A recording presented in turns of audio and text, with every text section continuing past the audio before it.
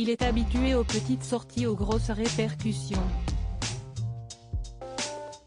La preuve, au fil d'une séance de questions-réponses avec 7 lecteurs du quotidien Le Parisien ce mardi 4 janvier, Emmanuel Macron a assumé l'instauration des passes sanitaires et vaccinales ou encore la mise en place des tests payants pour les non-vaccinés, prêt à tous les moyens pour pousser les Français au vaccin anti-coronavirus.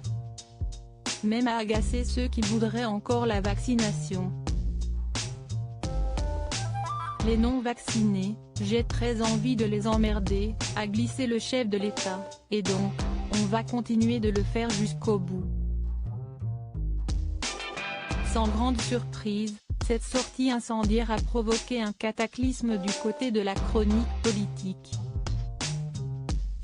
Mais du côté du gouvernement, l'heure est à la célébration. Car la stratégie d'Emmanuel Macron, bien que controversée, n'a fait qu'augmenter le taux de vaccination. Si est en tout cas ce que fait savoir Olivier Véran dans une publication relayée sur son compte Twitter ce mercredi 5 janvier. Record quotidien des primo-injections depuis le 1er octobre, peut-on y lire.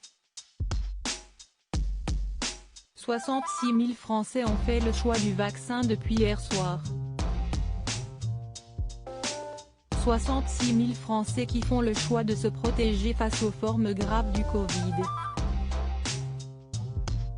On continue. Une publication qui a fait réagir à en croire le fil des commentaires. Emmanuel Macron soutenu par Olivier Véran et Jean Castex, discours qu'il d'ailleurs maintenu à l'Assemblée nationale, lors du débat sur le projet de loi autour du pass vaccinal. 66 000 de nos concitoyens qui n'étaient pas vaccinés, ont décidé aujourd'hui, et je ne crois pas au hasard, de recevoir la première injection de vaccin, a insisté Olivier Véran. Et d'ajouter, si nous faisions cela pendant 70 ou 75 jours, nous aurions une protection complète de la population française à l'égard des formes graves. Et lorsqu'il a lui-même été questionné au sujet des propos d'Emmanuel Macron, le Premier ministre Jean Castex soutient le locataire de l'Élysée.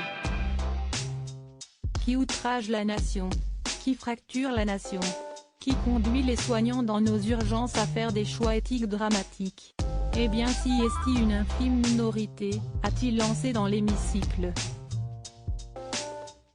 Une subtile référence à ceux que l'exécutif assume d'emmerder. Lodi Widget.